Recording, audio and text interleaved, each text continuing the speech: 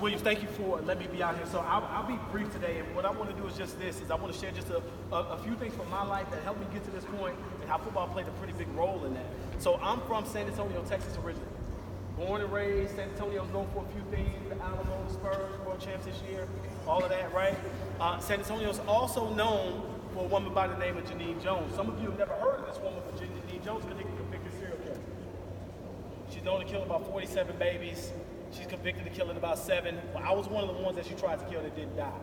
And that's just kind of how I was born and came into this world. Fast forward 8 years later, I'm in the hospital again, but I'm not sick. My dad, 6 feet 10, most amazing man that I ever met, is laying in the hospital bed. Last words he said to me, he said, son, you take care of your mother, you take care of your brothers, you don't end up like me. My father died 2 days later. My mother, who's bipolar and schizophrenic, so by the time my father died, we spent the next 7 years homeless, bus stations, park benches, trying to figure it out. Trying to figure out life. No idea what to do. Sometimes we slept in a car. Sometimes we slept on the street. Sometimes we slept in the bus station, and that was just life. And then one day my mom said, you know what? At this point, I had been to my 2nd high school. I'm on my way to my 3rd high school. We hadn't been to school in 6 months. She said, you guys, y'all need to get back in school. She sent us to live with an aunt.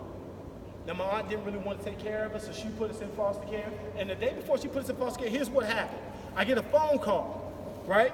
Because where we lived at in San Antonio, there was the neighborhood where everybody sold drugs, where people got killed, where all that was really going on, and then there was that neighborhood where my aunt lived. And so every single day, our job was this. It was pretty much avoid getting killed, try to make it home. Now keep in mind, my father was a heroin addict, he died. I was never going to deal with drugs. My 2 younger brothers, they never got that message from my father. They don't have any memory of it. So what ends up happening, every single day, my job was to walk my younger brothers from home, from the school bus, get them home, get their homework done, figure out how we're going to eat. We did this every single day, and I had to prevent them from going to hustle and try to make $5 here or $10 here, because the dope man says, hey, if you take this crack across town, I'll pay you 20 bucks. You go rob this house, I'll pay you 10 bucks. You go stick this person up. And we're talking about 7, 8, 9, 10-year-olds carrying guns riding around the street, and that's just what life was. Well, one day my 2 younger brothers don't get on the school bus, and I know where they are, right? Now, I'm waiting for them on the school bus, and I gotta go find them, so I had to change shoes because I had on some flip-flops. So I get to my aunt's house, and I had to change those flip-flops, because I was either going to have to run, I was going to have to fight, or I was going to have to do both, because that's just where we were. So just as I'm getting ready to leave the house to go get my brothers, the phone rings. Some told me don't answer the phone, but I answered the phone anyway. On the other end of the phone is my cousin, Christy. She's just screaming, crying. Oh my God, Chad, you gotta do something. Thomas just hit me. And she's telling me her boyfriend just beat her up, right? Now her boyfriend's 30, I'm 15. In my mind, I'm like, why are you telling me? But what I said is, I'll take care of it. So she said, okay, cool, I'll tell him bye. And I'm like, oh, hold on, don't do that, right? So now I'm gonna have to run, I'm gonna have to fight. I gotta avoid her boyfriend Thomas at all costs.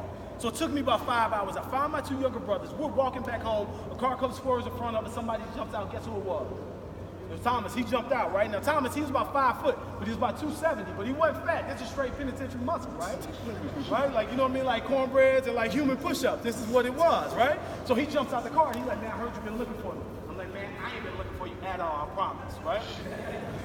And so he's like, so I heard you've been looking for me. And I'm like, man, all right, I should run. But my legs are like, nah, we gonna chill, right? And so I'm like, okay, worst case scenario, I'm gonna get beat up. It's gonna be the end of that, whatever. He 30, I'm 15, I can take this L, it's okay, right? So Thomas, he hits me, boom, right? Now if you ever been hit so hard, you hit your face, your toes start to swell up. Well, this is what happened, right? And so I'm like, okay, if I get hit again, I'm probably hitting the pavement, so I gotta figure this out. Now keep in mind, my 2 younger brothers, they looking at me like I'm a punk now because I don't let this man hit me and not do anything, right? And so I'm thinking, okay, I'm gonna get hit again, we'll call it a day, and that's it. Well, Thomas says, no. So he starts doing this, right? Y'all, I don't know. If you don't know what this means, you need to be ready, right? Because something's coming. And so he starts circling me, looking up, and he reaches to the back of his pants, pulled out a gun, put it to my head. It's like, so what you gonna do now? I ain't say nothing. Because where I'm from, this ain't a joke. Ain't nobody playing. Nobody pulls out a gun to scare nobody. I was already scared, right? So he got the gun pointed at him. He's like, so what you gonna do now? And he pulled the trigger. Click, click, click. But the gun didn't go off, right? So he starts freaking out because he don't know why the gun's not shooting, but he keeps trying to shoot it. Eventually, whoever's driving the car told him, hey, let's go. They jumped in the car, went home. We go to my aunt's house. There's a social worker and a sheriff. We end up going into foster care 2 days later. So me and my brothers, for the first time in my life, at our 4th high school, we now living in a place where we got our own bed, our own place. And going into foster care was one of the most beautifully horrific experiences of my life. Terrifying being removed from where you are and what you know is comfortable and being placed with a bunch of strangers. So what happens is this. Now I'm at this place. I'm at Seguin High School in the middle of the country, and I'm like, I have no idea why I'm at this place, and these people are all weird, and I don't know what's going on. I'm seeing cows and horses. I ain't never seen a cow in my life, right?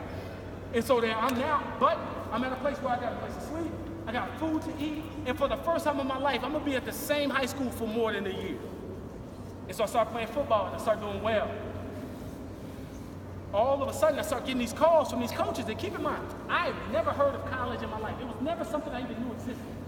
I didn't know that there was a place. I didn't know that there was this thing. I didn't know anything about it, never heard the word. So coach calls and like, hey, you know, we really like what you're doing. You want to go play football? I'm like, man, that sounds good, because the next step for me from here is on the streets. It's homelessness, right? I go to my guidance counselor, and I'm like, look, ma'am, I need to figure out how I can help, how I can get to college. She says, okay, this is what you need to do. Let me just get your folder. She comes back about 10 minutes later, and she looks at my folder, and she asked me, she said, Chad, you're a foster kid, right? I said, yes, ma'am. She said, well, I don't know how to tell you this, but you should just drop out right now. It's not realistic for you to do anything. And she kicked me out of the office. So here's what I want to tell you. All the way along this journey, even when you got an opportunity right in front of you, there are going to be obstacles, whether it's a person, whether it's an institution, something that's going to get in your way to prevent you from whatever it is on the other end of that, but you got to make a choice. So in that moment, I had a choice. Because here's this person in authority telling me drop out of school. Come to find out, they had a place where I could take as many classes as I wanted, as long as I made a B in every single class. I did that. I graduated. I ended up going to a JUCO. Going to JUCO life is real. You got to be extremely focused. I go from the junior college to Southwest Texas, was now Texas State. And so here's what happens.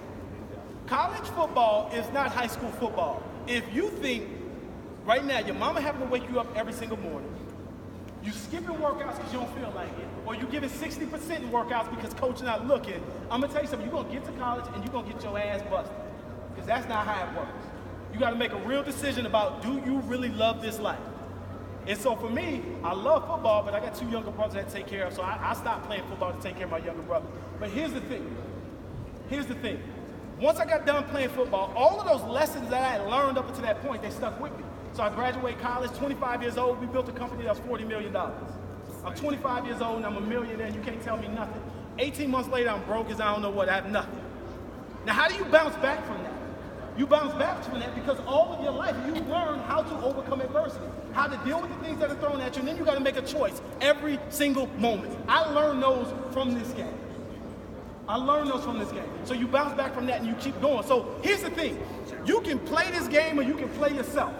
It's a simple choice. It's a simple choice. It's a simple choice.